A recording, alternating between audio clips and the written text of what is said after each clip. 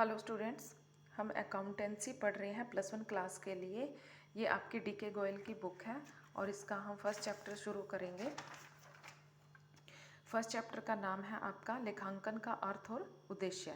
यानी कि अकाउंटिंग जो है वो आपके लिए न्यू वर्ड है, क्योंकि नया कॉन्सेप्ट है। पिछले क्लासेस में आपको अकाउंटिंग के बारे में कुछ भी नहीं पता होगा। जो 10th क्लास के बच्चे अभी क्लियर करके आए हैं तो उनके लिए अकाउंटिंग जो है एक नया कंसेप्ट है। तो सबसे पहले आपको ये जानना जरूरी है कि अकाउंटिंग की ज़रूरत क्या है, आवश्यकता क्या है। तो वहीं से हम अपना टॉपिक शुरू कर रहे हैं, नीड फॉर अकाउंटिंग या लेखांकन की आवश्यकता।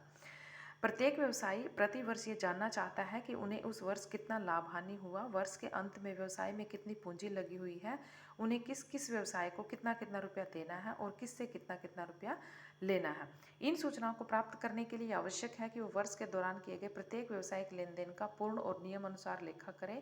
प्रत्येक व्यावसायिक लेन देन का पूर्ण और नियम अनुसार लेखा करने से व्यवसायी ये जान सकता है कि उसे वर्ष के दौरान कितना माल क्रय किया, कितना माल विक्रय किया, उसके कुल कितने व्यय हुए और उसे क्या शुद्ध लाभ हानि हुई। इसके अतिरिक्त उसे अपने व्यापार की आर्थिक स्थिति के बारे में जानकारी प्राप्त हो सकती है। जैसे कि वर्ष के अंत में उसकी पूंजी क्या है और वो किन किन व्यवसायों में संपत्तियों में लगी हुई है, उसे किस किस व्यवसाय से कितना कितना रुपया लेना है और उसे कितना कितना रुपया देना है। यही नहीं बल्कि उचित प्रकार से रखे गए लेखे आयकर और बिक्री कर के निर्धारण में भी सहायक होते हैं और आवश्यकता पड़ने पर न्यायालय में प्रमाण के रूप में भी मान्य होते हैं।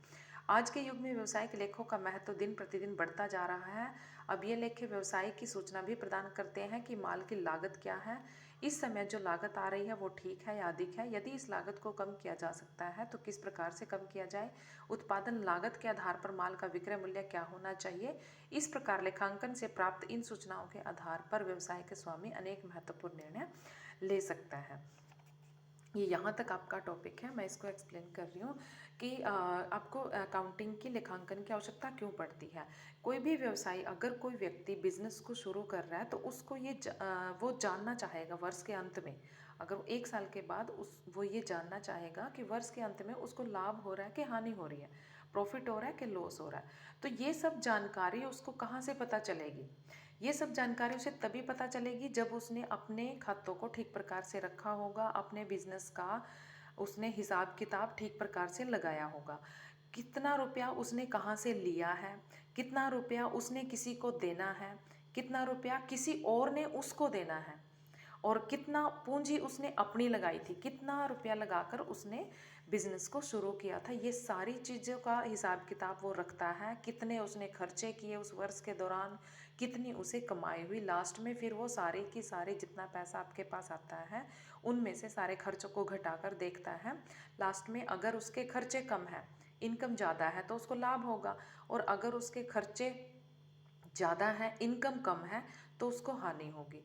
तो इस प्रकार से कोई भी व्यक्ति जब अपने काम कोई भी शुरू करता है तो उसको अपने बिजनेस के खर्चों के बारे में, उसकी इनकम के बारे में सारी जानकारी रखनी होती है और इनको बिल्कुल नियमों और सिद्धांतों के अनुसार जिस पुस्तक में हम रखते हैं उसको बोलते हैं अकाउंटिंग या लेखांकन। यानी कि लेखांकन से ही हमें ये पता चलता है कि कोई भी व्यवसायी अपना बिजनेस शुरू कैसे करता है, उसमें कितना पैसा कहीं कहीं से लगाता है, कितना पैसा कहीं से लेकर आता है, कितना पैसा किसी को देता है, कितने उसके खर्चे करने होते हैं, किस तरह से उन खर्चों को कंट्रोल करना होता है। ये सारा कुछ हम किस में पढ़ते हैं? लेखांकन यानी कि अकाउंटिंग में पढ़ते हैं। उसके बाद इसमें आपके लेखांकन के का अर्थ आता है। अर्थ में आपका मीनिंग वहाँ से क्लियर हो गया। इसके बाद यहाँ से एक परिभाषा है आपकी, यानी कि डेफिनेशन है।